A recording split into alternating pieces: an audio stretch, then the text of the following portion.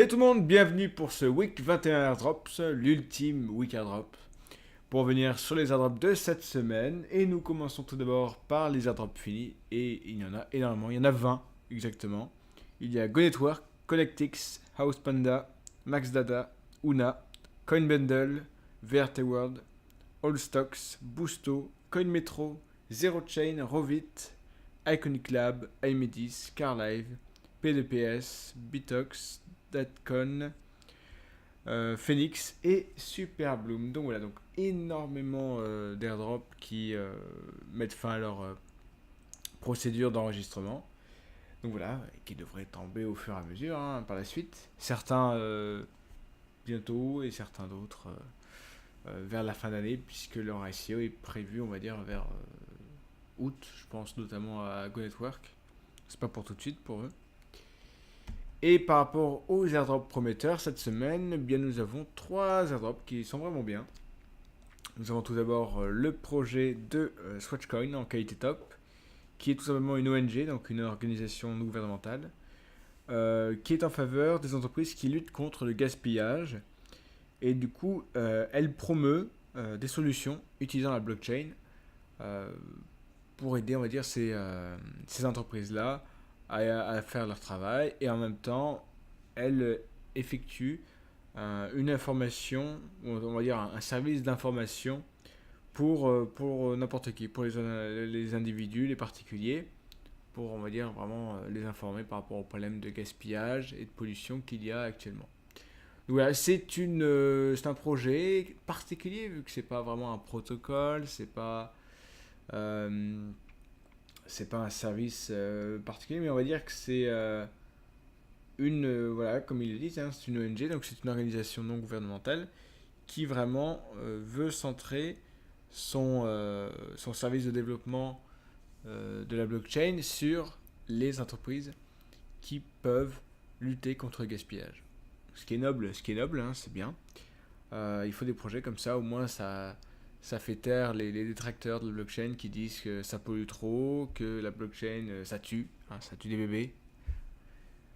Donc voilà, au moins un projet comme ça fait comprendre que bah non, au contraire, justement, vu que ce n'est pas fait par des industriels, mais plus par on va dire, par des techniciens, des technophiles, et généralement des gens qui ne veulent pas forcément, on va dire, du système actuel, voilà, un petit peu marginaux, que justement, ça va plus vers les projets dans ce sens-là, qui sont novateurs et généralement écologiques, sociaux, pour le meilleur, on va dire, de l'humanité en général.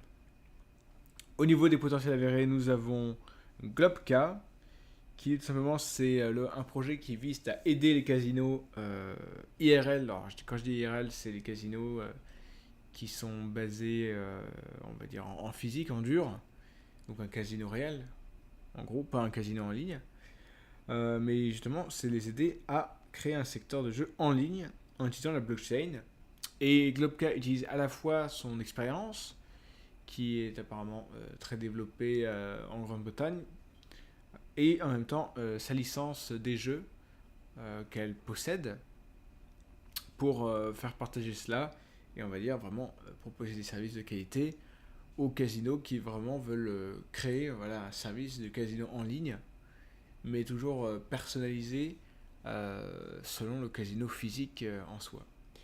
Donc intéressant, c'est une bonne idée, c'est une bonne idée. Hein. Imaginons j'ai envie de jouer au casino de Monaco sans être à Monaco, bah si ce service-là permet au Casino de Monaco de créer un service en ligne, bah, je le pourrais. Je le pourrais. Il y aura peut-être des opérations spéciales disponibles uniquement sur le site justement du Casino de Monte Carlo, voilà, en ligne. Et ça peut avoir un intérêt. Ça peut avoir un intérêt pour, on va dire, les joueurs, limite les gros joueurs ou les joueurs, ouais, surtout les gros joueurs en fait, et de permettre, voilà, de diversifier les activités des casinos en s'attaquant au marché en ligne, qui généralement est réservé aux acteurs qui ne se dédient qu'à ça en fait. Et voilà. Et au moins, ça permettrait à ces derniers en tout cas aux casinos physiques, d'ajouter leur identité, leur signature qu'ils ont généralement. Donc, why not, un beau projet, hein, en soi, un projet qui se démarque des concurrents de la blockchain, hein, Ledbet, etc., qui sont des bons projets, mais qui, au niveau des licences, est-ce que c'est forcément bon? Pas toujours, pas toujours, pas toujours. Donc là, au moins, là, au moins, le truc est nickel, le truc est impeccable, et il veut pas être tout seul dans son coin, et développer une sorte de BetClick ou Bwin, on va dire, tout seul, et ainsi faire de la concurrence à tout le reste. Là, c'est tout le contraire. Il veut partir d'acteurs qui sont déjà bien établis et qui souhaiteraient voilà, s'installer sur le marché en ligne. Ensuite, nous avons Buff. Buff qui est tout simplement un projet pour créer une sorte d'économie virtuelle pour les gamers on va dire, en créant des récompenses pour ces derniers quand ils réussissent à effectuer des achievements dans les jeux et en échange ils gagnent des coins. Voilà, donc vous avez fait un achievement comme c'est par exemple le cas je crois sur le Xbox Live. Xbox Live, je crois que c'est ça, hein. C'est-à-dire que si vous effectuez un achievement sur Xbox Live, vous gagnez des points Xbox Live et avec ces points vous pouvez acheter des jeux, je crois. Je crois que c'est ça, hein. Je ne joue pas à Xbox donc je ne peux pas vous dire exactement, mais je crois que c'est ça. Donc ce qui est plutôt pas mal, hein, c'est-à-dire que si on prend le système PC, hein, qui concentre la plupart des joueurs, tout ce qui est ordinateur, bah, vous avez Steam, hein, on prend les deux grosses plateformes, vous avez Steam et Good Old Games, GOG, qui en gros, bon, vous pouvez avoir des trophées pour des jeux, etc. Mais au final, ça n'a rien de fiduciaire.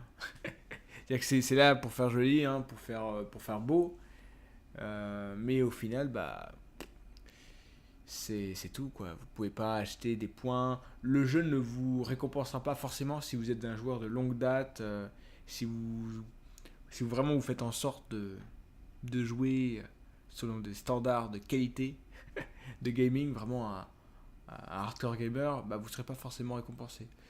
Ce qui là au moins peut aider. On pense notamment au PlayStation Network où voilà, il y a des trophées, bronze, argent, or, platine, etc. Et c'est comme Steam au final, c'est-à-dire que si vous les obtenez, c'est joli, mais voilà, c'est un acte complètement gratuit. Et limite, enfin, ouais, quand vous êtes vraiment jeune, vous avez envie de faire ça, ça vous amuse, hein, de faire le jeu à 100%, mais après, quand on est adulte, bon, à part si vraiment le trophée vaut la peine, hein, ça vaut la chandelle, c'est un défi qui est amusant à faire, mais si c'est un truc emmerdant, ben, le faire honnêtement, même en étant un hardcore gamer, il y a des trucs, si c'est vraiment chiant à faire et que ça n'a aucun intérêt, ben on n'a pas envie de le faire au final. Donc avoir ce genre de petits boosts, on va dire, de petites carottes, hein, pour attirer le gamer et le laisser voilà, l'attirer pour qu'il joue encore plus. Et justement, ça sera très lié, on va dire, à l'attachement des marques. Donc ça, vraiment, c'est un bon projet. En tout cas, c'est une bonne idée. C'est une excellente idée. Après, est-ce que ça sera bien mis en place? Ça, malheureusement, je ne peux pas vous le garantir. Mais c'est un bon concept. C'est un concept qui existe depuis des millénaires, hein. Enfin, des millénaires peut-être pas, hein, mais bon. Mais en tout cas, c'est un concept qui marche. C'est faites en sorte que c'est ce que fait Facebook, hein, avec on va dire le système de scrolling. C'est-à-dire que plus vous arrivez à garder le client, le consommateur sur la page, plus il est susceptible de consommer de produits. C'est aussi simple que ça. Donc c'est un système marketing basique. Et s'il est appliqué aux jeux vidéo efficacement, comme c'est le cas par exemple avec l'Xbox Live, eh bien oui, les gens ils sont très contents de rester et de jouer et de gagner des tokens qui leur permettront d'acheter d'autres jeux. Hein, là-dessus, en tant que joueur, je peux le dire, moi, on m'offre ça, je dis oui. Hein, je ne réfléchis même pas, je dis oui. C'est parfait. Voilà, voilà. Et cette semaine, au niveau des airdrops reçus, ben, une belle semaine. Une belle semaine pour finir. Nous avons tout d'abord sur compte entreprise Swatchcoin, Sparkster, Buff et Exo Lover. Mais surtout sur notre White RC20, nous avons été gâtés puisque nous avons reçu nos Bob's Repair, ainsi que les Spindle, les Alax et les Gladius. Et rien que les trois derniers, puisque les trois derniers, je crois que la valeur est déterminée, bah, ça fait déjà une petite quinzaine d'euros, je crois, si je dis pas de bêtises. Ouais, peut-être une petite quinzaine d'euros. Ce qui est pas dégueu, ce qui correspond exactement à la valeur qu'ils avaient prévue. Si c'était mieux pour certains. Je pense à Spindle qui prévoyait pas dès le départ que ce soit monts et merveilles. Bob Super, j'ai pas encore sa valeur, mais je crois que c'est pas mal. Honnêtement, c'est pas mal. 20 Bob Super, c'est déjà pas mal. Donc voilà, une bonne semaine pour finir. J'espère que l'aventure vous aura plu au niveau des airdrops. Je sais que certains ont quitté au milieu à un moment, mais voilà, j'espère en tout cas que vous aurez appris pas mal de choses et que dans tous les cas vous pouvez toujours me poser des questions, hein. Si vous avez des questions, posez-les, hein, n'hésitez pas. Je suis open, je suis ouvert. Et bon, après, ne tardez pas trop. Si vous les posez dans 2 mois, à mon avis, je la verrai peut-être plus. Si vous avez des questions là, on va dire dans le mois qui vient, pendant un mois, là, vraiment, je suis open. Pour ma part, j'ai créé un compte MetaMask pour, on va dire, euh, gérer les tokens en toute sécurité, sachant que MyEtherWallet, vu que généralement, bah, ça s'ouvre avec la clé privée, c'est pas fou. Encore une fois, j'ai déjà dit, je le répète, j'ai une Ledger et une Trésor. Donc ça, c'est vraiment pour mettre mes investissements de côté, vraiment de sûr. Mais on va dire les airdrops, si vous voulez vraiment faire des airdrops et vendre facilement, donc recevoir facilement, revendre facilement en toute sécurité, eh ben, je vous conseille MetaMask. C'est assez rapide, hein, c'est très très rapide. Donc si vous avez des questions par rapport à ça ou par rapport à d'autres choses, n'hésitez pas à me les poser. Je suis tout à fait disponible pour vous répondre. Mais voilà, normalement vous avez toutes les clés en main pour effectuer des airdrops, en tout cas pour apprendre à se faire avec le monde des cryptos, hein, qui peut être féroce parfois. Il faut faire attention, n'hésitez pas. Honnêtement, moi je le répète encore une fois, la sécurité, c'est le plus important dans les cryptos. Faire toujours attention au projet, faire attention si le projet est flou. Là, je parle en termes d'investissement, hein. Je parle pas forcément en termes d'airdrop, mais même c'est valable aussi aux airdrops en fait. C'est toujours faire attention à l'équipe. Est-ce que l'équipe est officielle? Est-ce qu'elle est reconnue?